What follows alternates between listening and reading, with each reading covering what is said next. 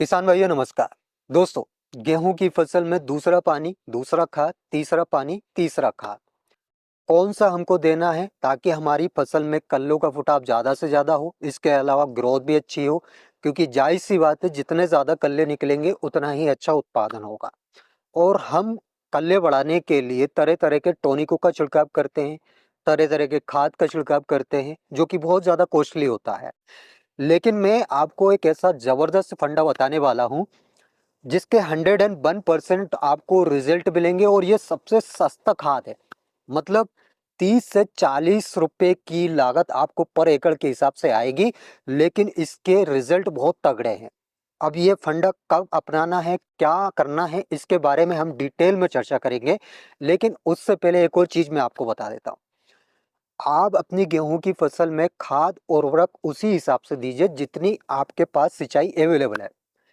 मान लीजिए आपके पास यदि एक पानी है तो एक पानी के हिसाब से आप खाद दीजिए, दो पानी है तो दो पानी के हिसाब से खाद दीजिए। और आपके पास पर्याप्त पानी है, मतलब आप अपनी गेहूं की फसल में 4 से 5 या इससे ज़्यादा पानी निकाल पाते हैं, तो उस हिसाब से आपको खाद और उर्वरक देना है। कहने का मतलब ये है कि जो गेहूं का जो उत्पादन है वो दो चीज़ों पर डिपेंड करता है। पहला खाद और दूसरा पानी। यदि आपके पास कम पानी है तो ज़्यादा खाद आपको देना नहीं है, क्योंकि वहाँ पे क्या होगा, खाद का खर्च आपका बढ़ जाएगा और उत्पादन आपको उतना ही मिलेगा। लेकिन आप यदि खाद उर्वरक का सही शेड्यूल रख रहे हो, अब ये नाइट्रोजन कब देना है, फास्फोरस कब देना है, पोटास कब देना है, देखिए दोस्तों, ये स्टेज के हिसाब से दिया जाता है। और एक और चीज़ इसमें यह है कि आप अपनी गेहूं की फसल में गेहूं का पौधा देखकर भी ये अनुमान लगा सकते हो कि हमारी फसल में किस पोषक तत्व की कमी है। एग्जाम्पल पे मैं आपको बता देता हूँ। ये गेहूं का पौधा है। अब इसकी जो पत्तियां हैं, जितने भी पोषक तत्व है, सबके सिम्टम पत्तियों पे नजर आ जाते हैं। अब इसमें नाइट्रोजन की यदि कमी है तो नाइट्रोजन की कमी के कारण ये पत्तियां हल्की सी पीली आपको दिखाई देने लगेगी। इसके अलावा ग्रोथ कम होगी। तो ये अगर सिम्टम है तो आप समझ जाइए हमारी फसल में नाइट्रोजन की कमी है, आपको नाइट्रोजन देना है। फास्फोरस की यदि कमी है, फास्फोरस की कमी में क्या होता है, जो गेहूं की जो पत्तियां हैं उनका रंग डार्क ग्रीन हो जाता है, मतलब गहरा हरा रंग। और कभी कभी ज़्यादा कमी हो जाती है तो उस कंडीशन में इसमें हल्का सा बैंगनी रंग भी आ जाता है। अगर ये सिम्टम है तो आप समझ जाइए कि हमारी फसल में फास्फोरस की कमी है। जितने भी पोषक तत्व है उनकी कमी के लक्षण इन पत्तियों पे दिखाई देते हैं। अगर ये जानकारी है तो आप अपनी फसल में पौधा देखकर अनुमान लगा सकते हो।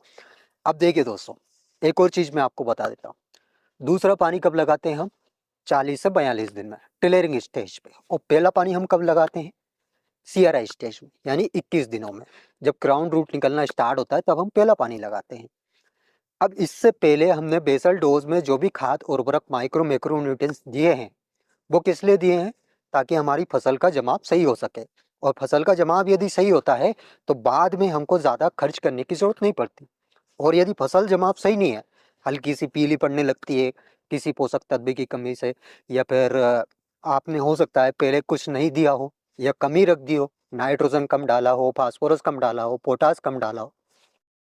गेहूं की फसल में जो मेन मेन चीज जो दी जाती है वो क्या है? Nitrogen, phosphorus, potash, zinc, sulphur. और इसके अलावा आजकल क्या है, बोरोन, मैग्नीज, मैग्नीशियम, इनकी कमी भी देखी जा रही है, लेकिन वो बाद वाली स्टेज पे दिया जाता है। अब ये जिंक का बहुत ज़्यादा रोल है। अब ये जिंक का क्यों है? क्योंकि एक तो ये पौधे के विकास में बहुत ज़्यादा योगदान देता है। दूसरी बात, जो कल्लों का फुटाव होता है उसमें जिंक और नाइट्रोजन ये दोनों मिलकर बहुत ज़्यादा योगदान करते हैं इस पौधे को। तभी आपका कल्ले का फुटाव सही होगा। और दूसरी बात, जब सर्दी ज़्यादा हो जाती है, कई बार क्या होता है, कोहरे वाली कंडीशन बन जाती है। उस कंडीशन में हमारी फसल में काफ़ी ज़्यादा क्षति देखी जाती है। मतलब यदि मिल्किंग स्टेज पे गेहूं की फसल है और उस स्टेज पे सर्दी ज़्यादा हो जाती है तो वहाँ पे क्या होता है, दाने का साइज एकदम जीरो साइज बन जाता है। और आपने सही कॉम्बिनेशन रखा है, मतलब खाद और उर्वरक सही स्टेज और सही मात्रा में दिया है, तो वहाँ पे इफेक्ट आपको कम देखने को मिलेगा। मतलब ये पौधा वहाँ पे मजबूती के साथ खड़ा रहेगा और कम पानी में भी आपको अच्छा खासा उत्पादन दे सकता है। लेकिन अगर आपने किसी खाद उर्वरक में कमी रखी है, फास्फोरस या नाइट्रोजन या जिंक, तो हो सकता है आपकी फसल पहले ही मुरझा जाए, या थोड़ी बहुत सर्दी यदि पड़ती है तो उसमें ही आपकी फसल में नुकसान हो जाए। अब ये जिंक वाला फंडा क्या है, 30 से 40 रुपए का जो मैं फंडा बता रहा हूँ। अब इसमें क्या करना है आपको, जब भी आप दूसरा पानी लगाओ उसमें एक कॉम्बिनेशन बनाना है। 500 ग्राम आपको जिंक लेना है, ध्यान से सुनना, बहुत इंपॉर्टेंट चीज। 500 ग्राम आपने जिंक ले लिया, 2.5 से 3 किलोग्राम आपको यूरिया लेना है। इसके अलावा 3 किलोग्राम आपको गुड़ लेना है। अब कैल्शियम की भी हमको पूर्ति करना है। कैल्शियम का एक मुख्य स्रोत है चूना, कली वाला चूना, जो हम घर में पुताई उताई करते हैं, वो चूना आपको लेना है। रात में आपको भिगो कर रख देना है और सुबह उसका पानी निकाल के आपको इन सब का घोल 100 लीटर पानी में बना लेना है।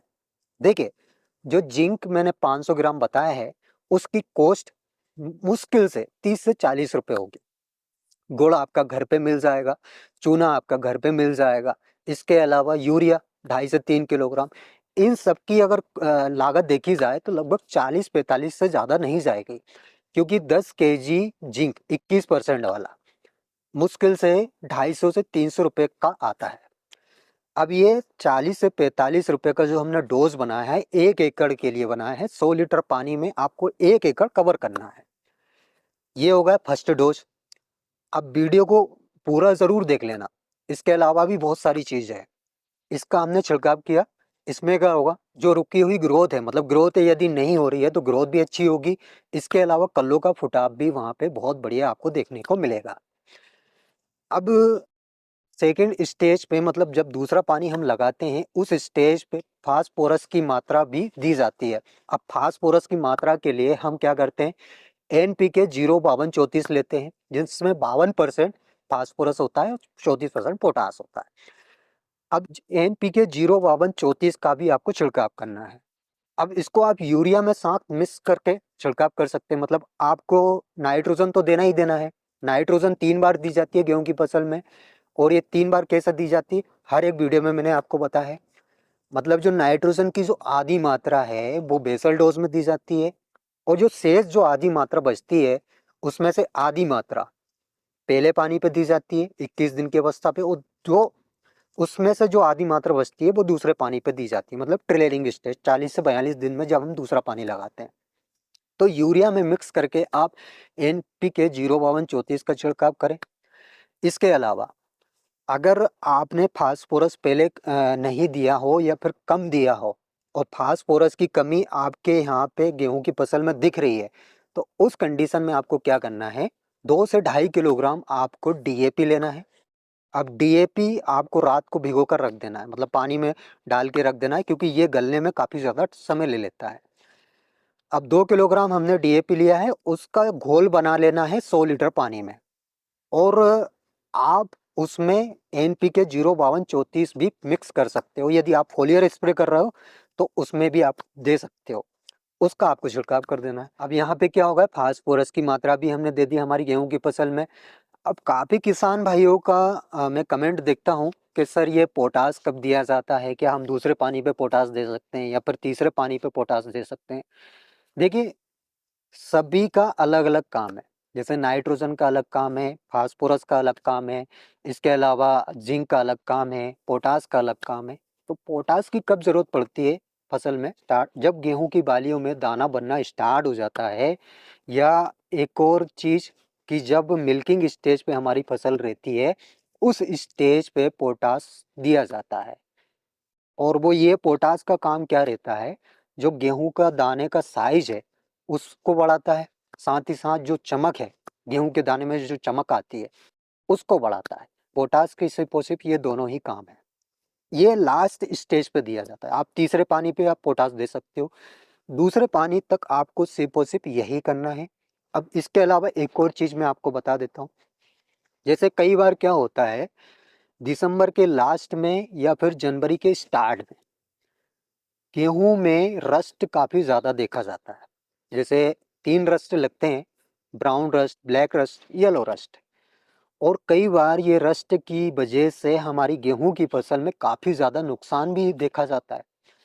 तो ये रस्ट हमारी फसल में ना लगे, उसके लिए हमको कीटनाशक का भी छिड़काव करना है। अब ये कीटनाशक का छिड़काव ऐसा नहीं है कि आप बार बार स्प्रे करो। जब आप 35 से 40 दिन में खरपतवार नाशक दवाई का छिड़काव आप करोगे, मतलब 2,4-D है या फिर बेस्टा है, जो भी आप करो, उसमें आपको प्लस करना है कीटनाशक इंसेक्टिसाइड, और इसमें थायोमेथाक्सान लेना है।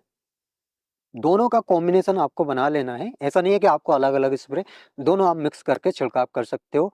ये हम पहले से तैयारी कर रहे हैं ताकि हमारी फसल में रस्ट ना लगे, क्योंकि बाद में यदि लग जाता है तो हो सकता है वो 10 से 20% नुकसान आपकी फसल में कर दें। इसलिए पहले से तैयारी हमको रखना है, तो इसका भी आपको छिड़काव करना है।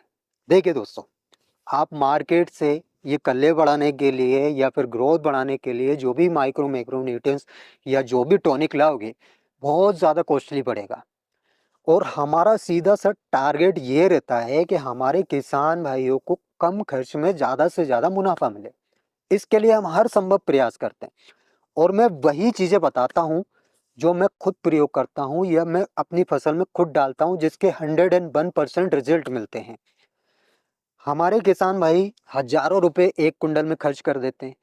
अब उसमें हमको ये देखने को मिलता है कि भैया 2400-2500 रुपये में हमारा गेहूं बिक रहा है, लेकिन हमने उसमें खर्च कितना कर दिया, 3000-4000। तो यहाँ पे क्या हो रहा है, घाटे वाली फसल या घाटे वाली खेती। इसलिए स्मार्ट फार्मिंग करो, और स्मार्ट फार्मिंग के लिए आपका भाई बेटा है। जितने भी खाद उर्वरक के फंड हैं वो सब बताऊंगा, चाहे आप ऑर्गेनिक कर रहे हो या फिर केमिकल कर रहे हो, दोनों दोनों तरीके से हम कोशिश करते हैं कि हमारे किसान भाइयों को ज़्यादा से ज़्यादा मुनाफा मिले कम खर्च में। और ऐसे ही स्टेप बाय स्टेप में मैं आपको गेहूं से रिलेटेड जानकारी देता रहूंगा कि आपको तीसरे पानी पे कौन सा खाद डालना है, चौथे पानी पे कौन सा खाद डालना है। सारी चीज़ें आपको वीडियो के माध्यम से मिलती रहेगी, लेकिन आपको इसके लिए एक काम करना पड़ेगा। आपने यदि अभी तक इस चैनल को सब्सक्राइब नहीं किया है, तो पहले तो चैनल को सब्सक्राइब कर लीजिए, साथ में जो बेल आइकन है उसको दबा लीजिए। तो आज के लिए इतना ही काफ़ी है। मिलते हैं नेक्स्ट वीडियो में नेक्स्ट टॉपिक के साथ। तब तक के लिए tata bye bye, take care, अपना ख्याल रखिएगा। जय राम।